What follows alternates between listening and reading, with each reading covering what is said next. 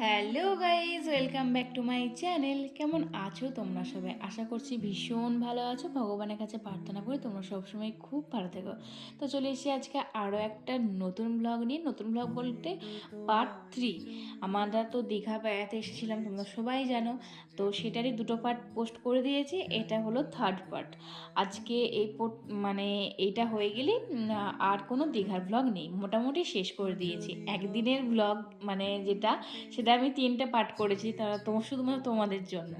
তোমাদের এত এত ভালোবাসা আমি না শেয়ার করে পারি না।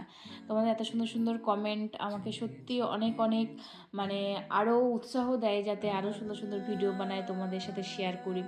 মানে আমার খুব ইচ্ছা করে, মাঝে মাঝে ক্লান্ত হয়ে যায় এই এডিট করা ভয়েস দেওয়াতে, ভীষণ মানে বিরক্ত লাগে। কিন্তু তোমাদের ওই সুন্দর সুন্দর কমেন্টগুলো আমাকে ভীষণভাবে উৎসাহিত করে যে না, ঠিক আছে, একটু কষ্ট করে তোমাদেরকে দিই, তোমরা তো পছন্দ করো, তোমরা তো অনেকেই ওয়েট করে থাকো। তো সেই কারণে একটু ভেবেচিন্তেই করতে হয়, যতই কষ্ট হোক না কেন।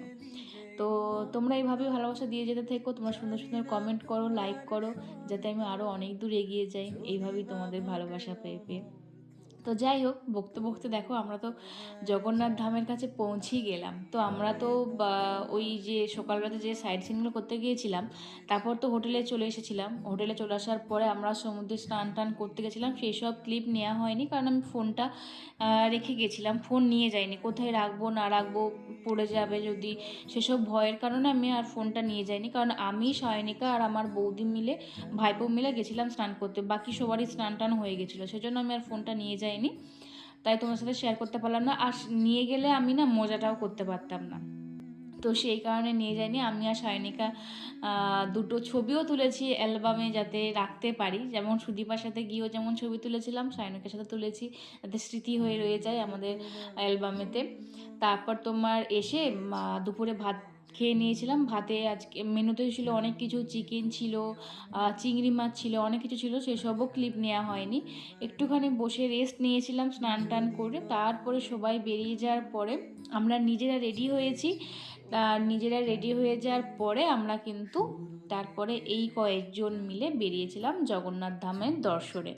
আর তারপরে তো সন্ধ্যেবেলা কিছু কেনাকাটা করতেই হবে, যেহেতু এসেছি, তো সেই সবের জন্যই এখন কিন্তু বেরিয়েছিলাম। আর আমাকে এই ড্রেসটা পরে কেমন লাগছে, জগন্নাথ দেবের মন্দির আসবো বলে আমি এই ড্রেসটা নিয়েছিলাম। আর হলুদ ড্রেসটাও তাই, তোমরা ভীষণ পছন্দ করেছো, অনেককেই লিঙ্ক দিয়েছি, ওটাও আমি দীঘা আসবো বলেই কিনেছিলাম। তো কেমন লাগছে অবশ্যই জানি। আর সায়নিকা তো খুবই মিষ্টি লাগছে, খুবই মানে খুবই মিষ্টি লাগছিল ওকে। আর তারপরে এসে ওখানে সেই তিলক পরে না, সেই সব তিলক যেসব যারা পড়ায় তারা অনেকক্ষণ ধরে রিকোয়েস্ট করছিল পড়ো পড়ো। তারপরে আমি ভাবলাম যে আমার কেমন লাগবে কি না, তারপরে ভাবলাম যে অনেকক্ষণ ধরে বলছি যখন একটু পড়েই নিই, তো পড়েই নিলাম। তোমরাই জানিও কেমন লাগছে। আর ওই সমুদ্রে স্নান টান করে চুলটা এমন হয়ে গেছে, সেই তেল মাখার মতন চুলটা হয়ে গেছে। আগের দিনকে শ্যাম্পু করে এসেছি, কিন্তু ওই সমুদ্রের জলগুলো এমন লেগে যেয়ে সেই চুলগুলো এত চ্যাটচ্যাটানি হয়ে গেছিলো, কি বলবো। যদিও মানে চুল ভিজায়নি, কিন্তু ওই যে ঢেউয়েতে অনেকটা ভিজে যাচ্ছিলো। আর এসে শ্যাম্পু ট্যাম্পু আর করিনি, আর ইচ্ছে করছিল না যে বাড়ি যেয়ে একবারে ফ্রেশ হয়ে শ্যাম্পু করব, সেজন্য আর করা হয়নি। আর জগন্নাথ দেবের মন্দিরে এসে আমি তো পুরোই অবাক হয়ে গেছি।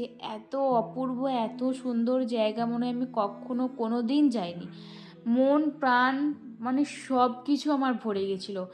এত সুন্দর, মানে অনেকটা জায়গা জুড়ে এই জগন্নাথ দেবের ধামটা, মানে ভীষণ সুন্দর নিখুঁত কাজ।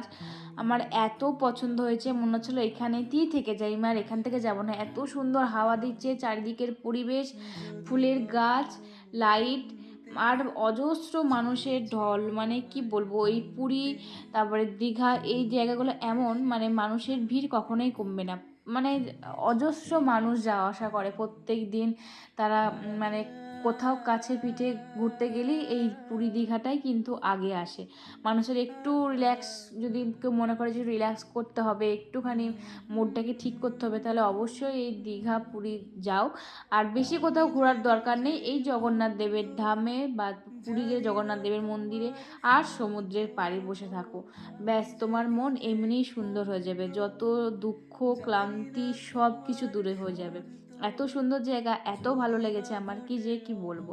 তারপরে এখানে এসে তো কয়েকটা রিলস ভিডিও তো বানাতে, আবার এখানটাতে এই রিলসে বানাতে যে কতগুলো মানে টেক নিতে হয়েছে তোমাদেরকে কি বলবো। আর এখানেতে তো দাদা ফ্ল্যাশ লাইট মানে ফোনে জ্বালিয়ে আমাকে লাইট দেখাচ্ছিলো, আর সায়নিকা হয়েছিল ক্যামেরাম্যান।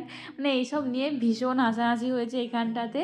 কারণ লাইটটা মানে সবটাই হচ্ছে যে জগন্নাথ দেবের মন্দিরের ওই ভেতর দিকে সাইড দিকে আছে, যাতে লাইটটা ওইটার দিকে পড়ে ফোকাসটা, আর বাকি চারিদিকটা অন্ধকার। সেই জন্য না রিলস ভিডিও বানাচ্ছিলাম পুরো অন্ধকার লাগছে, তার জন্য ফ্ল্যাশ লাইট জ্বালিয়ে তারপরে করছিলাম। তারপরে আমরা লাইন দিয়ে দাঁড়িয়ে পড়ছিলাম প্রসাদ নেওয়ার জন্য। দাদা বৌদিরা তো অনেকক্ষণ আগেই চলেছিল, আমরা এই ভিডিও ছবির চক্করে একটুখানি লেট পড়ে গেছিলাম, তাই পেছনে যাচ্ছিলাম। আমি, সায়নিকা, লালটু দাদা, আর একটা দাদা ছিল, আরও সব কয়েকজন ছিল, তাই পেছনে যাচ্ছিলাম। আর এই প্রসাদটা খেতে এত ভালো ছিল, আর অনেকক্ষণ না খাওয়া ছিলাম তো সেজন্য ভীষণ খিদেও পেয়ে গেছিলো। যে এই প্রসাদটা পেয়ে ভীষণই ভালো লাগলো। আর এখানে না ক্যামেরা অ্যালাউ ছিল না, আমি তোমাদের সাথে একটুখানি শেয়ার করবো বলে লুকিয়ে করছিলাম। মানে ভিতরে অ্যালাউ ছিল না, একটা জায়গাতে ক্যামেরা ফোন ধরে নিচ্ছিল, বকাবকিও করছিল। তো আমি লুকিয়ে যতটা পেরেছি তোমার সাথে শেয়ার করলাম। তারপরে ওখান থেকে বেরিয়ে চলে এসেছিলাম। আর যেহেতু দীঘা গেছি, বাড়ির জন্য তো কিছু নিয়ে আসতেই হবে, টুকটাক জিনিস। সবাই ওয়েট করে থাকবে, যখনই যেখানে বেড়াতে যাও না কেন সবাই একটা আশা করে থাকে যে কিছু একটা নিয়ে আসবে।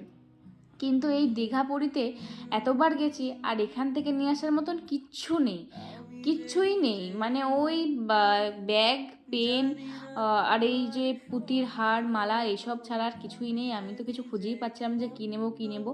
তারপরে এই যে ছোটো সুন্দর কিউট নেকলেসগুলো পছন্দ হলো, চোখে পড়লো, তো এখান থেকে আমি নিয়েছিলাম, বেশ পছন্দ হলো বলে। তারপরে সানা ডোডোর জন্য কী নেবো করে ভাবছিলাম যে কী নিলে ভালো হবে, কী নিয়ে খেলবে। কারণ সানার জন্য যেটা নিয়ে যাবো সেটা ডোডোর পছন্দ হবে, ডোডোর জন্য যেটা নিয়ে যাবো সেটা সানার পছন্দ হবে। সানার সবটাই পছন্দ হয়ে যাবে, ডোডোরও তাই সবটাই পছন্দ হবে, দুজনেই মারপিট করবে।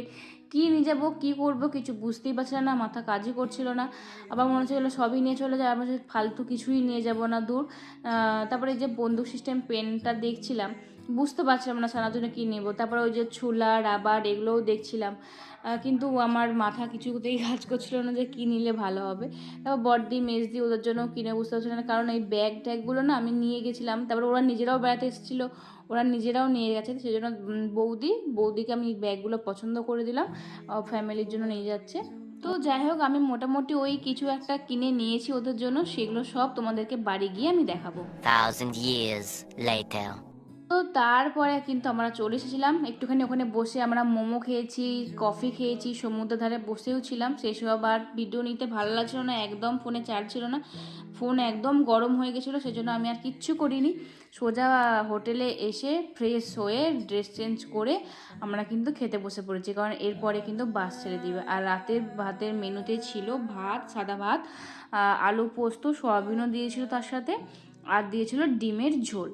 তো এই খেয়ে আমরা কিন্তু বাড়ি চলে এলাম, মানে বাসে উঠে পড়েছিলাম আর কি। তা করতে তারপরে সারা রাত গল্প করতে কখনো ঘুমাতে নাচ করতে আমরা কিন্তু ভোর 5টার সময় বাড়ি পৌঁছে গেছিলাম। তো চলো আজকের ভিডিওটা এই পর্যন্ত। তোমাদের দীঘার ব্লগ কেমন লাগলো সেটা অবশ্যই জানাবে, ভালো লাগলে অবশ্যই লাইক কমেন্ট শেয়ার করে দিয়ে দেখা হচ্ছে পরের ব্লগে। বাই।